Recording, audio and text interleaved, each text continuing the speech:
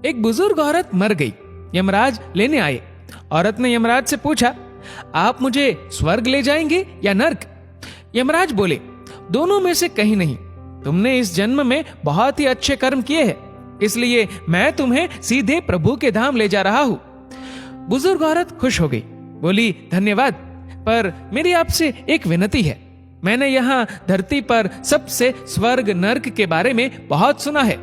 मैं एक बार इन दोनों जगहों को देखना चाहती हूँ। यमराज बोले, तुम्हारे कर्म अच्छे हैं, इसलिए मैं तुम्हारी ये इच्छा पूरी करता हूँ। चलो हम स्वर्ग और नर्क के रास्ते से होते हुए प्रभु के धाम चलेंगे। दोनों चल पड़े। सबसे पहले नर्क आया। नर्क में बुजुर्ग औरत ने जोर जोर से लोगों के रोने की आवाज सुनी। वहां नर्क में सभी लोग दुबले पतले और बीमार दिखाई दे रहे थे। औरत ने एक आदमी से पूछा, यहाँ आप सब लोगों की ऐसी हालत क्यों है? आदमी बोला, तो और कैसी हालत होगी? मरने के बाद जब से यहाँ आए हैं, हमने एक दिन भी खाना नहीं खाया। भूख से हमारी आत्माएं तड़प रही है। बुजुर्ग औरत की नजर एक विशाल पतीले पर पड़ी, जो कि लोगों के कद से करीब 100 फीट ऊंचा होगा। उस पतीले के ऊपर एक विशाल चम्मच लटका हुआ था। पतीले में से बहुत ही शानदार खुशबू आ रही थी। बुजुर्ग औरत ने उस आदमी से पूछा, इस पतीले में क्या है? आदमी मायूस होकर बोला, ये पतीला बहुत ही स्वादिष्ट खीर से हर समय भरा रहता है।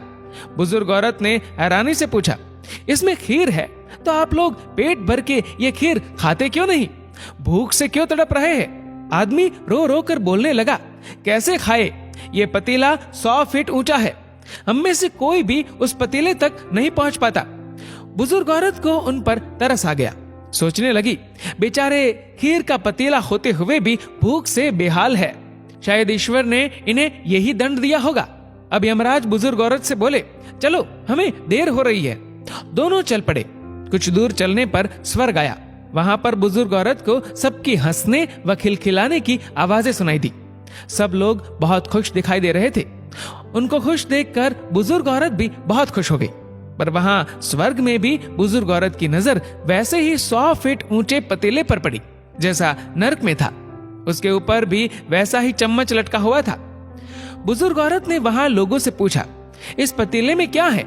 स्वर्ग के लोग बोले कि इसमें बहुत टेस्टी खीर है। बुजुर्ग औरत हैरान हो गई। उनसे बोली, पर यह पतीला तो 100 फीट ऊंचा है। आप लोग तो इस तक पहुंच ही नहीं पाते होंगे। उस हिसाब से तो आप लोगों को खाना मिलता ही नहीं होगा। आप लोग भूख से बेहाल होंगे। पर मुझे तो आप सभी इतने खुश लग रहे हो, ऐसे कैसे? उनमें से एक व्यक्ति बोला, हम सब लोग तो इस पतीले में से पेट भर के खीर खाते हैं। औरत बोली, पर कैसे? पतीला तो बहुत ऊंचा है। व्यक्ति फिर बोला, तो क्या हो गया? पतीला ऊंचा है तो यहाँ पर कितने सारे पेड़ हैं। हमने इन पेड़ों की लकड़ी ली, उसको काटा और एक विशाल सीढ़ी का निर्माण किया। उस लकड़ी की सीढ़ी के सहारे हम पतीले तक पहुंचते हैं और सब मिलकर खीर का आनंद लेते हैं। बुजुर्ग औरत यमराज की तरफ देखने लगी। यमराज मुस्कुराए और बोले, ईश्वर ने स्वर्ग और नर्क मनुष्यों के हाथ में ही सौंप रखा है। चाहे तो अपने लिए नर्क बना ले, चाहे तो अपने लिए स्वर्ग। ईश्वर ने सबको एक समान हालातों में डाला है। उसके लिए उसके सभी बच्चे एक समान है। वो किसी से भेदभाव नहीं करता। वहां नर्क में भी पेड़ पौधे सब थे, पर वो लोग खुद ही आलसी है। उन्हें खीर हाथ में चाहिए। वो कोई कर्म नहीं करना चाहते, कोई मेहनत नहीं करना चाहते, इसलिए भूख से बेहाल है।